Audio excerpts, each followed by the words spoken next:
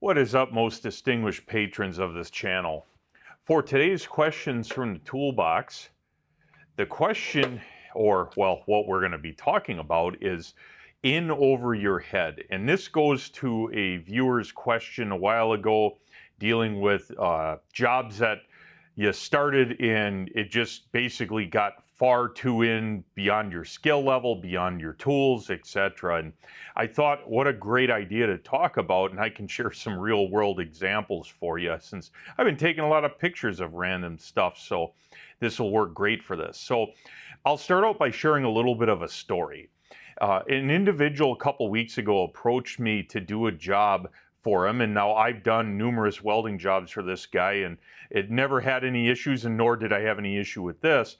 But he approached me to fix a problem that he had, and that problem was a dump trailer, so a semi-class A trailer, which was made out of aluminum, had a shaker in it, a hydraulic or air-operated shaker, to loosen and basically rattle the dirt out of the box when it's tipped up so it comes out the end.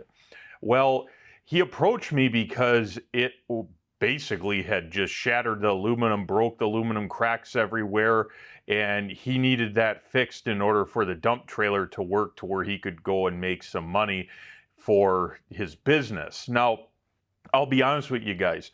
I'm the kind of guy that I really like helping people that are trying to make a buck for themselves and their family, and I'll do whatever it takes to help a guy out.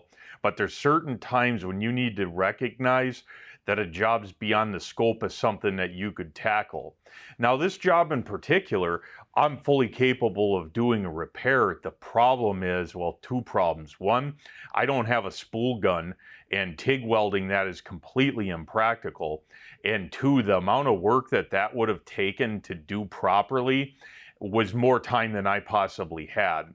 And that's something you need to recognize and get used to. And now, most of you guys aren't going to be doing welding for a living or welding for making money. It's more of a hobby, but this will still help you out because at some point, everyone who welds will get approached with a job that's beyond their tools or their skill level. In the case of this job, the fact I don't have a spool gun, huge limitation. The second limitation is aluminum, when welded, becomes very brittle in the heat affected zone. And if you look at the pictures up close, the amount of cracks on everything, it's not feasible to grind that stuff out, re-weld it, and think it's going to hold, especially when you have a big vibrator on it that's just going to shake everything again, and it's just going to re-crack.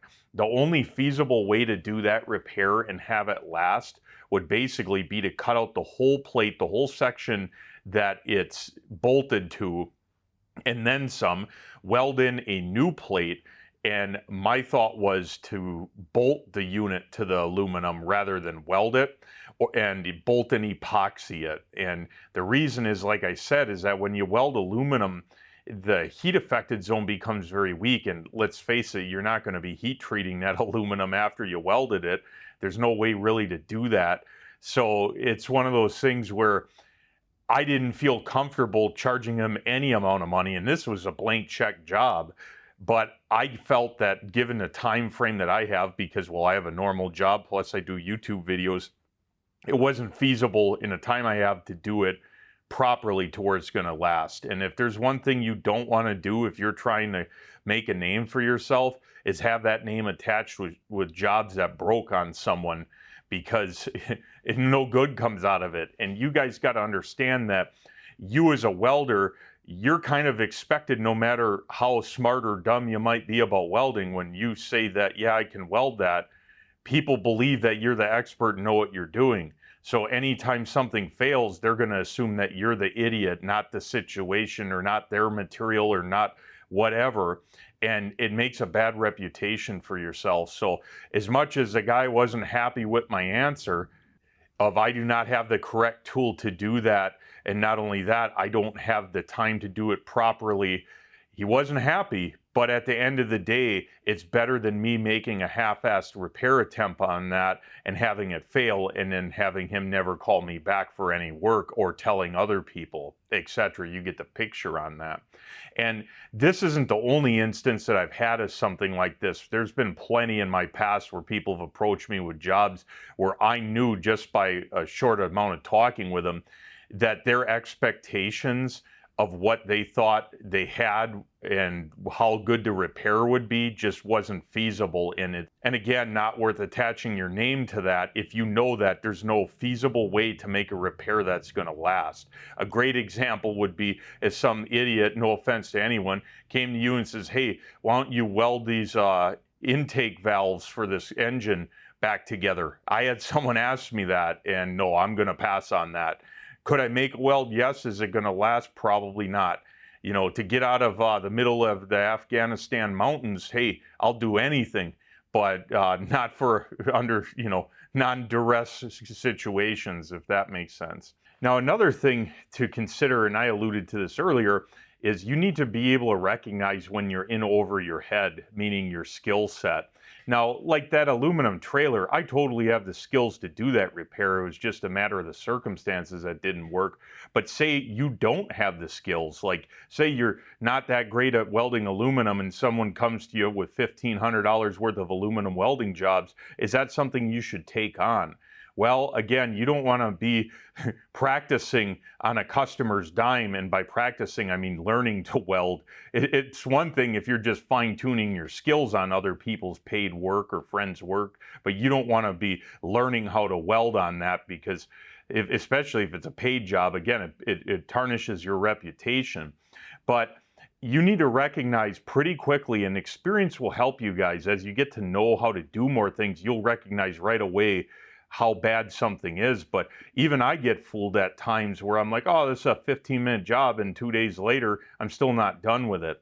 Luckily for me, a lot of what I do now for repair work for heavy equipment I'm not on a time schedule too bad, but if you're on customers' money, that can get ugly pretty quick, and that's where experience can help.